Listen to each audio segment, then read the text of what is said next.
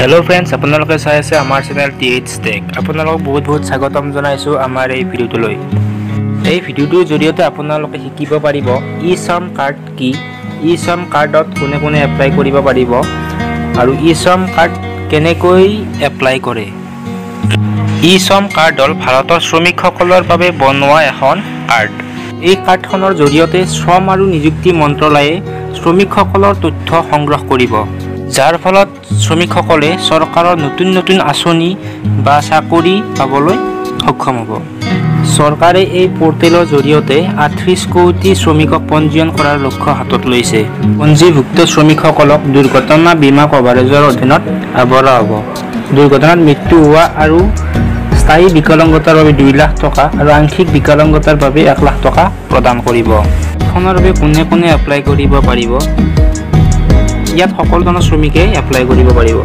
যেনে ধৰি লওক ড্ৰাইভাৰ জব কাৰ্ডৰ কৰ্মী নাপিত ঘৰুৱা কৰ্মচাৰীবোৰ বা শিপিনী মাছমৰীয়া কৃষি খণ্ডত কাম কৰা শ্ৰমিক প্ৰব্ৰজনকাৰী শ্ৰমিক কাঠ মিস্ত্ৰী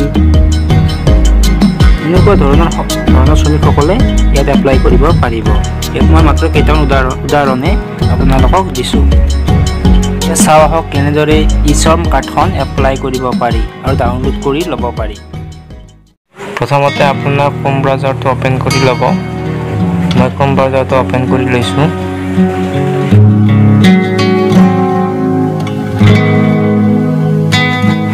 এতিয়া সাৰ্চ বাৰত সাৰ্চ কৰিব ৰেজিষ্টাৰ বুলি লিখাতে গোটেই লাইনটো আহি যাব তাত আপোনালোকে ক্লিক কৰিব আৰু এটো সাৰ্চ কৰি ল'ব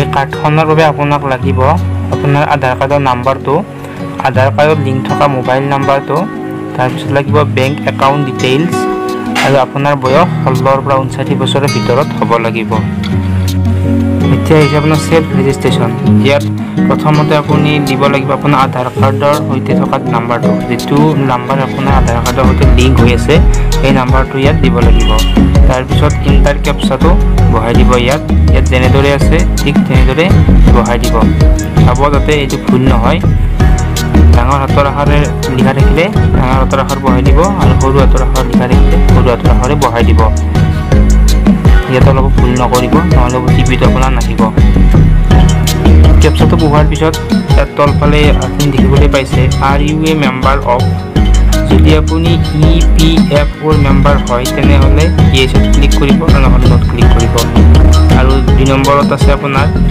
ESIC যদি আপুনি ESIC মেম্বাৰ হয় ইয়েছত নহলে নট ক্লিক কৰিব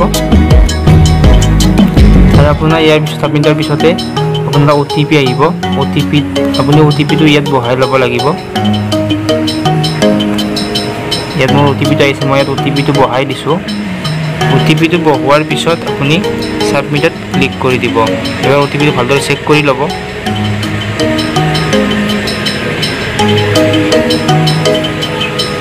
সাবমিট ক্লিক কৰি দিব সাবমিট ক্লিক কৰাৰ পিছত আপোনাৰ আধাৰ নাম্বাৰটো আপোনাক লিখিবলৈ দিব আপোনাৰ আধাৰ নাম্বাৰটো ইয়াত ভালদৰে চাই লিখি দিব চাব যাতে ভুল নহয় মই ইয়াত মোৰ আধাৰ নাম্বাৰটো বহাই দিছো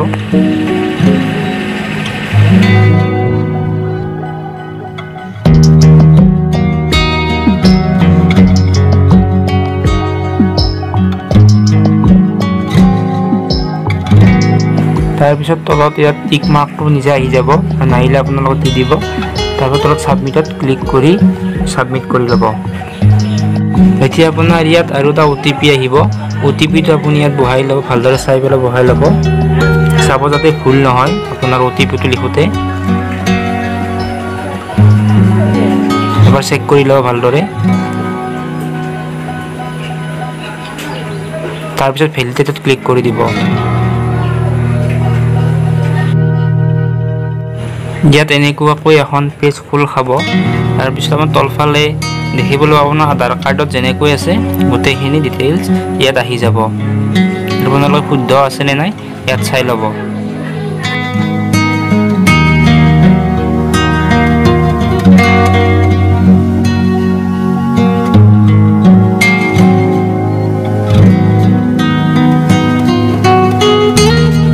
এতিয়া আপোনালোকে কন্টিনিউ টু এন্টাৰ অৰ্ডাৰ ডিটেইলছত ক্লিক কৰি দিয়ক।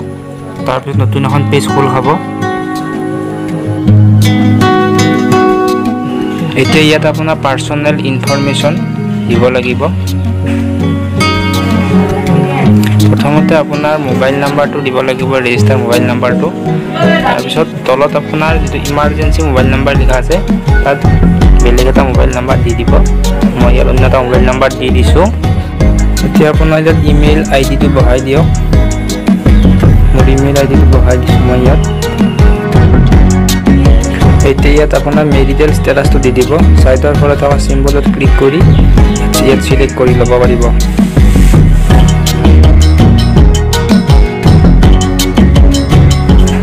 ইয়াত ফাদাৰ্ছ নেমত ক্লিক কৰি ফাদাৰ্ছ নেমটো লিখি ল'ব ইয়াত।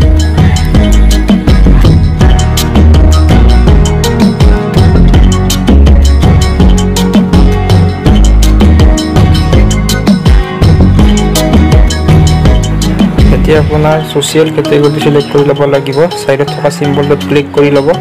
তাৰপিছত আপুনি এইটো চিলেক্ট কৰি ল'ব, জেনেৰেল SC ST যিটো হয় আপোনালোকে ইয়াত চিলেক্ট কৰি ল'ব পাৰিব।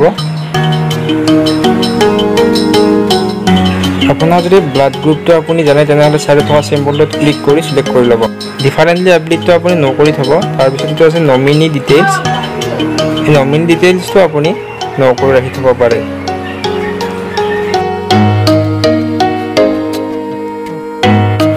এতিয়া ছেভ এণ্ড কণ্টিনিউত ক্লিক কৰি দিব আৰু লগে লগে এখন নতুন পেজ খোল খাই যাব। তাত আপোনাৰ এড্ৰেছটো দিব লাগিব।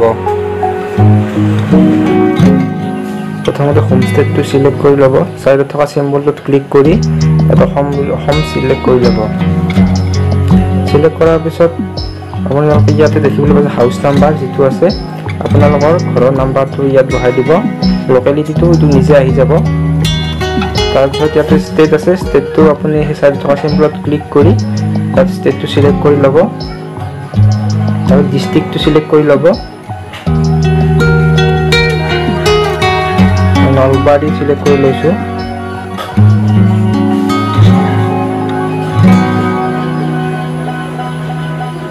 তাৰপিছত আপুনি চাব ডিষ্ট্ৰিক্টটো চিলেক্ট কৰি ল'ব। চাইডত থকা চিম্বলত ক্লিক কৰি সেইটো চিলেক্ট কৰি ল'ব।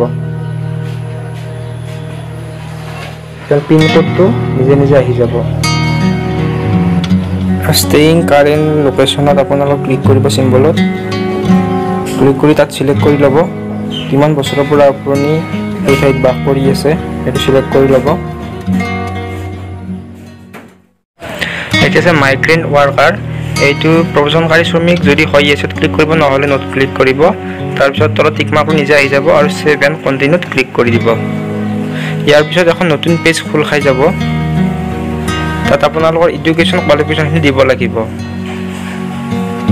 ইয়াত এডুকেশ্যন কোৱালিফিকেশ্যনৰ চাইডত থকা চিম্বলত ক্লিক কৰি আপোনাৰ শিক্ষাগত অৰ্হতাটো ইয়াত চিলেক্ট কৰি লওক। গোটেইখিনি দিয়া আছে, চিলেক্ট কৰি ল'ব। যিকেইটা লাইনৰ শেষত ষ্টাৰ দিয়া থাকে সেইকেইটাই চিলেক্ট কৰিব লাগে। মাষ্ট বি চিলেক্ট কৰিব লাগিব আৰু নাথাকিলে চিলেক্ট নকৰিলেও কথা নাই। ইয়াত মান্থলি ইনকামটো চিলেক্ট কৰি ল'ব। মই 10,000 এণ্ড বিলত চিলেক্ট কৰি লৈছোঁ যিহেতু মোৰ 10,000 কম হয়। তাত ইনকাম চাৰ্টিফিকেটখন নিদিলেও কথা নাই। তাৰপিছত আপুনি ছেভ এণ্ড কণ্টিনিউত ক্লিক কৰি দিব। এতিয়া আৰু এখন নতুন পেজ খোল খাই যাব।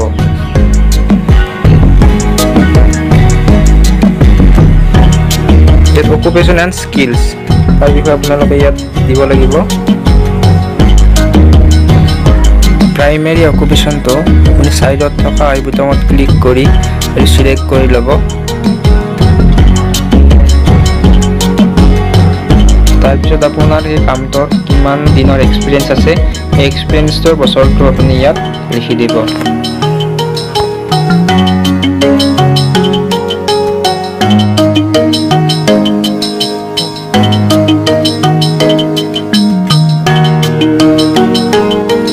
সেকেন্ডাৰী অকুপেশ্যনটো আপুনি চাইডত থকা আই বুটামত ক্লিক কৰি চিলেক্ট কৰি ল'ব।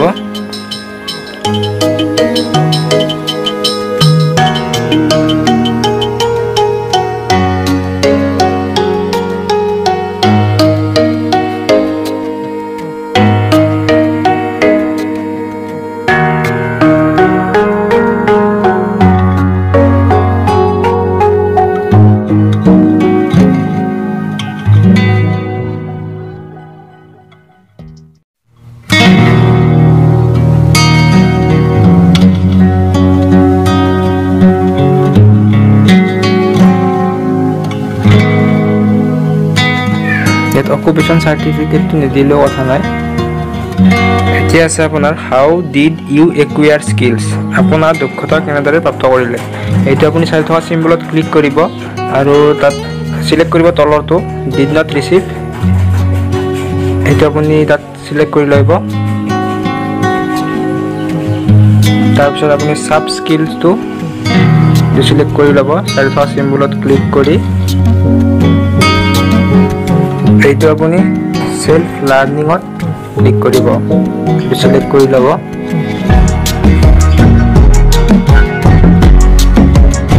এতিয়া আছে আপোনাৰ স্কিলছ টু বি আপগ্ৰেডেড, এইটোত আপুনি টু ৰিচিভ ফৰ্মেল টেকনিকেল ট্ৰেইনিঙত ক্লিক কৰি ল'ব।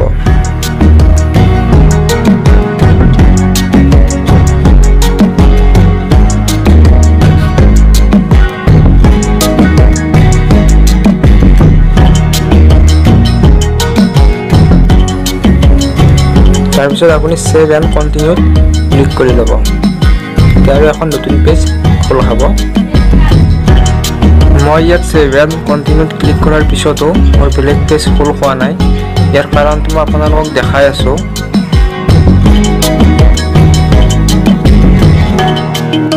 ইয়াত ওপৰ ফালে যিটো প্ৰাইমেৰী অকুপেশ্যন আছে তাত মই নিজে লিখি দিছিলোঁ, আচলতে এইটো ওপৰত থকা আই বুটামত ক্লিক কৰি তাত সিলেক্ট কৰি ল'ব লাগিব, তেতিয়া এইটো সেভ এণ্ড কণ্টিনিউত ক্লিক কৰিলে অন্য এটা পেজ খোল খাব। আপোনালোকে এই ভুলটো নকৰিব। আৰু এতিয়া মই ইয়াত আই বুটামত ক্লিক কৰি ইয়াৰ পৰা মই সিলেক্ট কৰি লৈছোঁ, তাৰপিছত সেভ এণ্ড কণ্টিনিউ বুটামত ক্লিক কৰি অন্য এটা পেজলৈ আহিব পাৰিছোঁ। এতিয়া আপোনাৰ বেংক একাউণ্ট ডিটেইলছখিনি ইয়াত দিব লাগিব। প্ৰথমতে আপুনি দিব লাগিব আপোনাৰ একাউণ্টৰ নাম্বাৰটো, একাউণ্ট নাম্বাৰটো ইয়াত শুদ্ধকৈ লিখি দিব। মই একাউণ্ট নাম্বাৰটো লিখি আছোঁ।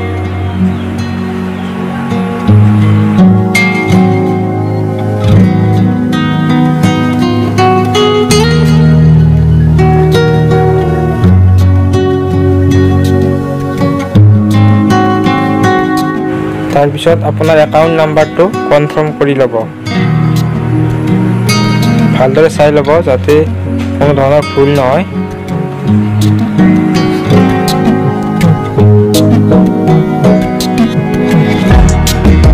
তাৰপিছত আছে একাউণ্ট হোল্ডাৰ নেম, যাৰ নামত একাউণ্টটো আছে তেখেতৰ নামটো ইয়াত লিখি ল'ব।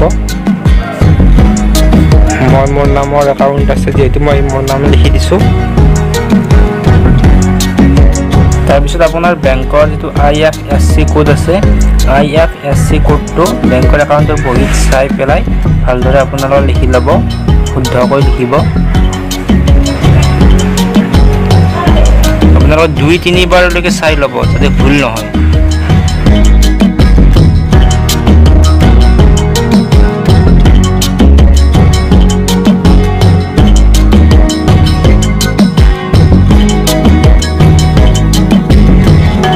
তাৰপিছত এতিয়া আপুনি আপোনাৰ যিটো বেংকত একাউণ্ট আছে সেই বেংকৰ নামটো ইয়াত লিখি দিব শুদ্ধকৈ। ইয়াৰ পিছত আপুনি ব্ৰাঞ্চ নেমত ক্লিক কৰি তাত ব্ৰাঞ্চ নামটো লিখি ল'ব।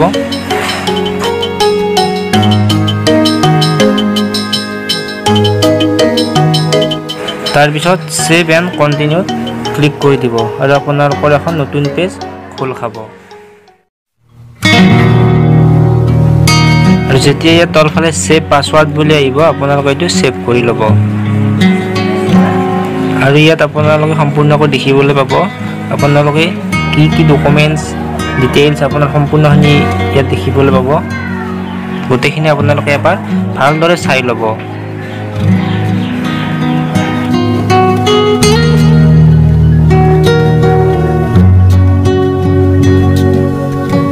ইয়াত তলফালে আপোনালোকে এটা সৰু বক্স দেখা পাইছে, এইটোত আপোনালোকে এটা টিক মাৰ্ক বহাই দিব, তাৰপিছত ছাবমিটত ক্লিক কৰি দিব।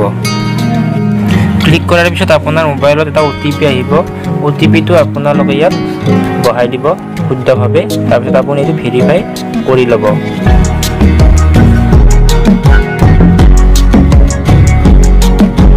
ভেৰিফাই কৰাৰ পিছত আকৌ ছাবমিটত ক্লিক কৰি দিব।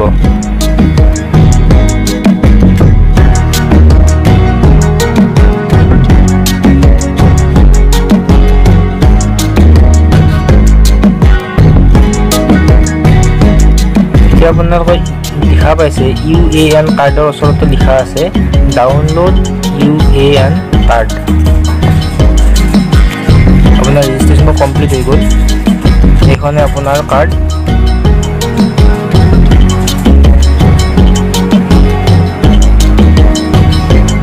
ডাউনলোড UAN কাৰ্ডত আপোনালোকে ক্লিক কৰি এই কাৰ্ডখন ডাউনলোড কৰি ল'ব পাৰিব।